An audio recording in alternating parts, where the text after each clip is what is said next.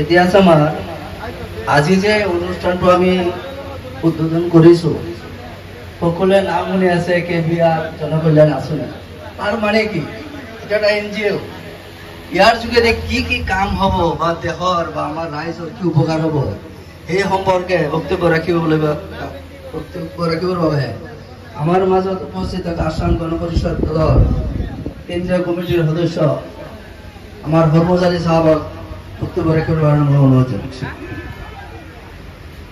KBR Janakalyan ফাউণ্ডেশ্যনৰ উদ্বোধনী অনুষ্ঠানৰ সন্মানীয় সভাপতিদেৱ, আজিৰ এই সভাত উপস্থিত লাহৰীঘাট জিলা পৰিষদৰ সন্মানীয় সদস্য আবু জহিৰ ডাঙৰীয়া, আমাৰ KBR ফাউণ্ডেশ্যনৰ আমন্ত্ৰণ ৰক্ষা কৰি আমাৰ মাজত আহি উপস্থিত হোৱা মইৰাবাৰী অঞ্চলৰ বিশিষ্ট সমাজসেৱক মোৰ শ্ৰদ্ধাৰ দাদা ইজ্জত আলী ডাঙৰীয়া, আমাৰ মাজত উপস্থিত KBR ফাউণ্ডেশ্যনৰ আমন্ত্ৰণ ৰক্ষা কৰি আজিৰ এই সভাত আহি উপস্থিত হোৱা ডাক্তৰ নাজৰিন চুলতানাকে প্ৰমুখ্য কৰি ডাক্তৰ ৰূপম পাটৰ আৰু তেওঁৰ সহযোগীসকল, আমাৰ মাজত উপস্থিত অৱসৰপ্ৰাপ্ত শিক্ষক শফিকুল ইছলাম ছাৰ, বিশিষ্ট সমাজসেৱক কল্লুৰ ৰহমানকে প্ৰমুখ্য কৰি সন্মানীয় বিষয়ববীয়াসকল, সমাজসেৱকসকল, আই মাতৃসকল আৰু যুৱ বন্ধুসকল, আমাৰ আজি সঁচাকৈ এক গৌৰৱৰ দিন। আমাৰ বিগত দিনসমূহত কছাৰাগুৰি গোৱালগুৰি অঞ্চলত এনেকুৱা ধৰণৰ স্বেচ্ছাসেৱী সংগঠন ওলাই অহা নাছিল। প্ৰথমবাৰৰ বাবে KBR ফাউণ্ডেশ্যন নামেৰে নামকৰণ কৰি এক স্বেচ্ছাসেৱী সংস্থা তেওঁলোকে ওলাই আহিছে ৰাইজৰ হকে বিভিন্ন সময়ত কাম কৰিবৰ কাৰণে। আমি অঞ্চলবাসী হিচাপে সঁচাই এই যুৱ বন্ধুসকলক আন্তৰিক ধন্যবাদ আৰু কৃতজ্ঞতা জ্ঞাপন কৰিছোঁ। অনাগত সময়ছোৱাত আমাৰ এই অঞ্চলৰ বিভিন্ন সমস্যাৰাজিত তেওঁলোকে যে মাত মাতিব তাত কোনো সন্দেহ নাই। আমাৰ KBR ফাউণ্ডেশ্যনৰ সন্মানীয় বিষয়ববীয়াকে প্ৰমুখ্য কৰি যুৱ বন্ধুসকলক মই অনুৰোধ জনাম, বিভিন্ন সময়ত আমাৰ অঞ্চলত যিকোনো অপ্ৰীতিকৰ ঘটনাকে প্ৰমুখ্য কৰি আমাৰ যিবোৰ সমস্যাই দেখা দিয়ে সেই সমস্যাসমূহত তেওঁলোকে যাতে আগবাঢ়ি আহে, আমাৰ সমাজৰ একেবাৰে পিছপৰা দুখীয়া শ্ৰেণীৰ মানুহক যাতে তেওঁলোকে সহায়ৰ হাত আগবঢ়ায়। এই সহায়ৰ হাত আগবঢ়োৱাৰ ক্ষেত্ৰত তেওঁলোকে যিকোনো সমস্যাত পৰিলে এই ফাউণ্ডেশ্যনৰ লগত আমাৰ মাজত আজি উপস্থিত হোৱা আমাৰ সন্মানীয় জিলা পৰিষদ দুইগৰাকী ইয়াত উপস্থিত আছে। জিলা পৰিষদসকলক মই অনুৰোধ জনাম, লগতে মই নিজেও আপোনালোকক কথা দিছোঁ, বিভিন্ন সময়ত আপোনালোকে আমাক যি সময়তে বিচাৰে আমি আপোনালোকক পূৰ্ণ সহযোগিতা আগবঢ়াম বুলি আজি কথা দিছোঁ। গতিকে আমাৰ অঞ্চলসমূহ বিভিন্ন সমস্যাই জৰ্জৰিত, বিশেষকৈ ড্ৰাগছে আমাক পংগু কৰিব ওলাইছে।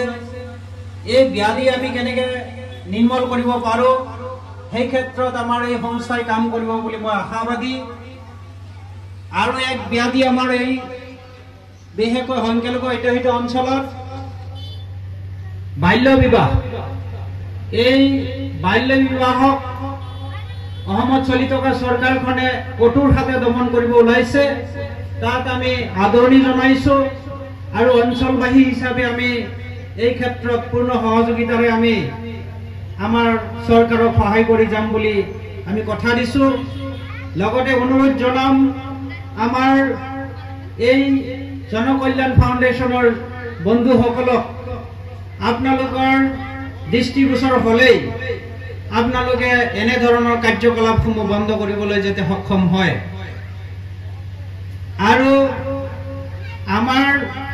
যিসকল দুখীয়া অভিভাৱকে অলপতে ল'ৰা ছোৱালীক স্কুলৰ পৰা তেওঁলোকে পঢ়া বাদ দি বিভিন্ন কাম কাজত নিয়োগ কৰিব বিচাৰে সেই ক্ষেত্ৰতো চকু ৰাখিবলৈ মই অনুৰোধ জনাম।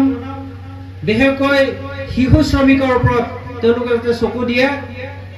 শিশু শ্ৰমিক তেওঁলোকৰ চকুত ধৰা পৰিলে যাতে এই বিষয়ত মাত মাতে আৰু প্ৰথম অৱস্থাত সেই শিশুজনৰ অভিভাৱকক কথা পাতি সেই শিশুজনক কেনেকৈ তেওঁলোকে হয়তো অভিভাৱকে যদি অভাৱৰ অজুহাত দেখুৱায় তেওঁলোকৰ অলপ সহায়ৰ হাত দি পেলাই সেই ছাত্ৰজনক পুনৰবাৰ স্কুললৈ যাতে পঠিয়াব পাৰে সেই ক্ষেত্ৰত যাতে তেওঁলোকে চকু দিয়ে মই অনুৰোধ জনালো। লগতে বিভিন্ন সময়ত আমাৰ এই অঞ্চলত কিছুমান সমস্যাই দেখা দিয়ে। আমি দেখিছো আমাৰ বিশেষকৈ লাহৰীঘাট সমষ্টিৰ ৰাস্তা ঘাটৰ অৱস্থা একেবাৰে শোচনীয়। এই ৰাস্তা ঘাটসমূহত আমি বিভাগীয়ভাৱে যোগাযোগ কৰি যিবোৰত আমি তেওঁলোকৰ জৰিয়তে আমি কাম কৰাব নোৱাৰো তেওঁলোকৰ কৰিব নোৱাৰা কামটো যাতে আমি আমাৰ এই ফাউণ্ডেশ্যনৰ জৰিয়তে আমাৰ কিছু স্থানীয় উদ্যোগপতি স্থানীয় ব্যৱসায়িক সমাজসেৱক বিশিষ্ট সমাজসেৱক ৰাজনৈতিকবিদ তেওঁলোকৰ পৰা অলপ তেওঁলোকে চান্দা সংগ্ৰহ কৰি হ'লেও তেনে একেবাৰে অতিকৈ জৰুৰী থকা ৰাস্তা ঘাটসমূহ মেৰামতিৰ বাবে সুকীয়াভাৱে তেওঁলোকে এটা পদক্ষেপ লয় সেই ক্ষেত্ৰতো মোৰ ফালৰ পৰা অনুৰোধ থাকিল। আৰু এই ফাউণ্ডেশ্যনক মই অনুৰোধ জনাম বিশেষকৈ আমাৰ দেৱাগুৰি সাব চেণ্টাৰ তাত আমাৰ ডক্টৰ নাৰ্ছসকলৰ যিবোৰ অসুবিধা থাকে এই অসুবিধাসমূহক তেওঁলোকৰ লগত আলোচনা কৰি তেওঁলোকৰ সুবিধা হোৱাকৈ কাম কাজৰ ক্ষেত্ৰত আপোনালোক যলৈকে যাব লাগে আপোনালোকে এই ক্ষেত্ৰত তেওঁলোকক সম্পূৰ্ণ সহযোগিতা কৰি যাব। তেওঁলোকে নিস্বাৰ্থভাৱে ৰাতিয়ে দিনে আমাৰ মানুহক সেৱা কৰি গৈছে। আজি আপোনালোকৰ নিমন্ত্ৰণ ৰক্ষা কৰি তেওঁলোকে আমাৰ মাজত আপোনালোকৰ মাজত আহি উপস্থিত হৈছে। এই চাগৰে তেওঁলোকক মই আন্তৰিক ধন্যবাদ জনাইছো। আগন্তুক দিনসমূহত আমাৰ এই কেবিআৰ ফাউণ্ডেশ্যনৰ অনুৰোধ ৰক্ষা কৰি বিভিন্ন সময়ত কেম্প কৰিব বিচাৰিলে তেওঁলোকক যাতে সম্পূৰ্ণভাৱে সহযোগ কৰে এই মঞ্চতে মই তেওঁলোকক এই সুযোগতে মই অনুৰোধ জনাইছো তেওঁলোকৰ দাবী যাতে ৰক্ষা কৰে। আৰু বিভিন্ন শিক্ষা প্ৰতিষ্ঠান যিসমূহ আছে আমাৰ এই ফাউণ্ডেশ্যনৰ প্ৰথম উদ্দেশ্য হ'ব তেওঁলোকে স্থানীয়ভাৱে যিসমূহ বিদ্যালয় আছে আমাৰ মহাবিদ্যালয় ইয়াত আমাৰ এৰিয়াত পৰা নাই। আমাৰ স্বাস্থ্য কেন্দ্ৰ দেৱাগুৰি লগতে বজাৰ ঘাটসমূহ আছে। এই অনুষ্ঠান প্ৰতিষ্ঠানসমূহত যি প্ৰধান সমস্যা আছে এই সমস্যাসমূহত যাতে তেওঁলোকে অলপ চকু দিয়ে আৰু তেওঁলোকে যি বিষয়টোত অলপ হতাশ হোৱা যেন অনুভৱ হয় সেই ক্ষেত্ৰত লগে লগে আমাৰ জনপ্ৰতিনিধি আমি ডাঙৰ জনপ্ৰতিনিধিৰ কথা কৈ ইয়াত লাভ নাই। তেওঁলোকে অহা 26ৰ কাৰণে আকৌ আহিব। এই বিগত 5টা বছৰে ক'ত কি কৰিছে কোনে কি কৰিছে চবৰে চকুত ধৰা পৰিছে। গতিকে তেওঁলোকে আকৌ আহিব আমাৰ মাজলৈ। আমি তেওঁলোকক ভোট দিব লাগিব, ভোটটো বেলেগ বস্তু, সেইটো বেলেগ কথা, কিন্তু কাম কৰাৰ কাৰণে এইবাৰ ৰাইজে অলপ প্ৰতিনিধি বনাই দিছে। আমাৰ যুৱ নেতা সমাজ সেৱক হিচাপে আছিল, ৰাইজে বাছনি কৰি আমাৰ জিলা পৰিষদ হিচাপে নিৰ্বাচিত কৰিছে। তেখেতক আপোনালোকে যিকোনো সময়ত বিচাৰে পাব। মই আপোনালোকৰ মাজত আছো। মোক আপোনালোকে যে মুহূৰ্ততে বিচাৰে মই আপোনালোকৰ লগত বিভিন্ন ক্ষেত্ৰত মই আপোনালোকক সহযোগিতাৰ কাৰণে আগুৱাই আহিম। গাতে লাগি থকা বোৱালগুৰি গাঁও পঞ্চায়তৰ সন্মানীয় সভাপতি পদত মোৰ ভাইটি প্ৰতিষ্ঠিত হৈছে।